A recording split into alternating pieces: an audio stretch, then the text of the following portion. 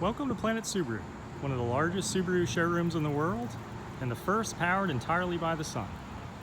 Today we're introducing the latest generation of the Subaru Outback, which will run from the model years 2020 through 2024. And for ease of comparison, I pulled around a 2019 model. This runs from 2015 to 2019 model years.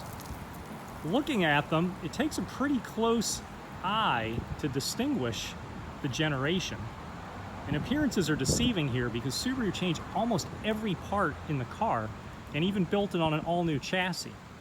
So it was an intentional decision on the part of Subaru to keep the familiar shape that people really like. And of course, all the function and utility is there and a heck of a lot more in this new generation. Let's start at the front of the car with the engines. This is an XT Touring model, so it's the highest trim level in terms of features, and it's also got the turbocharged engine, which is the XT designation. This is a 2.4 liter, 260 horsepower, 4-cylinder boxer engine. And it has a turbo that uses regular gas. I'm not going to spend a lot of time getting into the technical functioning of a turbo other than to say it's a fan driven by exhaust gases that compresses the air going into the cylinders. And because you can put more air in the cylinders, you can put more gas, and that generates more power. This item here is called an intercooler, or the British call it a charge cooler, and I almost prefer that term because it describes what you're actually doing. Just like an explosive charge is created with dynamite, you also create an explosive charge in the cylinders with the gas and the air, and that intercooler or charge cooler cools the air before it goes into the cylinders, and therefore it's denser. And just like the turbo, it allows more gas to be detonated inside the cylinders.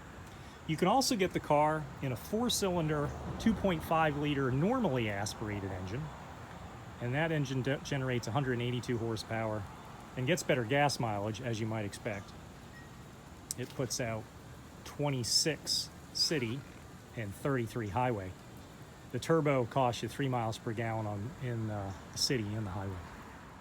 Moving now to the 2019 model in the previous generation, you see the 2.5 liter 4-cylinder non-turbocharged or naturally aspirated engine. You can get a version of this engine as the base engine in the current generation, the newest generation, but you'll get a few extra horsepower and extra mile per gallon in its most recent form. In terms of appearance, they look very similar from the front, although the eagle-eyed observer will pick out some differences. The prior generation has those round fog lights, and the current generation has a more modern LED style. It's more like a vertical configuration. Of course, the wheel design has changed, and there are these subtle details like the little bit of sculpting on the wheel moldings that was not present at all on the previous version. Other subtle differences include the design of the integrated racking system.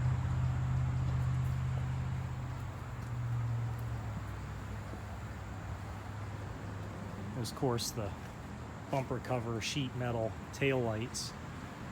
Those have changed. Subaru also added lots of features to the new generation that were never available formerly. An example is the touchless tailgate. I'll show you how that works. You can still open the tailgate with the key fob or from inside, or using the button right above the license plate. But Subaru added a feature that's never appeared before on a Subaru, and this is the first example of it. There's a proximity sensor in that Subaru emblem, and all you have to do is get your hand or your elbow near it, and it will unlock the car and open the trunk for you. Or I should say the tailgate. While we're here, I want to show you too those nice wide openings in terms of the distance between the taillights. So you can get really big boxes in there. Not only will they fit inside, of course, but they're easy to push in. That's as a result of the new global platform that Subaru is using. This is the first generation of Outback that rides on that platform. It's much more rigid, and that rigidity makes it much more crash absorptive, and also gives this feeling to the car that it's been carved out of a single piece of metal. So it rides like a German sports car, which is remarkable given the price point where the car is, that it can handle as well as it can, particularly with that good ground clearance and high ride. Another feature that appears for the first time on a Subaru is the power folding mirror. And when you unlock the car, you can see the mirrors fold out, and when you lock the car, they fold in. So it does it automatically, and if you're ever on a tight street, it reduces the likelihood that a passing truck or vehicle will rip your mirror off. The seats are more comfortable than ever, and they include a new feature that allows you to extend the bottom portion if you have really long legs and need that extra support below your knees. Visibility remains outstanding. The car was ranked by Consumer Reports as one of the best vehicles for outdoor, or I should say outside visibility. There's a lot of glass, and Subaru did some ingenious design work here, like they put in a partition window between that big mirror and the A-pillar so you can see through that as you're driving down the road. One of the biggest differences in the cars is the new touchscreen. Right now I'm looking at the previous generation.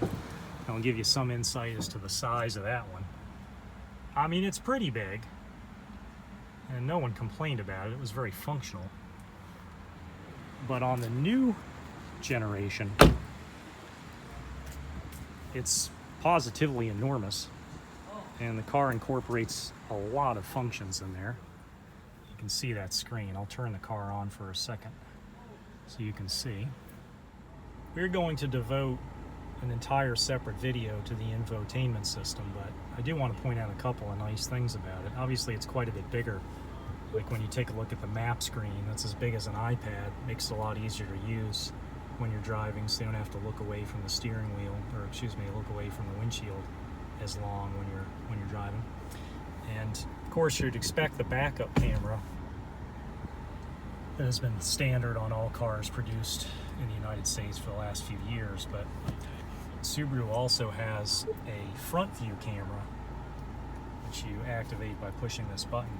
So that's the view looking out the front of the car. You can see we're catching the canopy there. You'll see the car drive in front of us.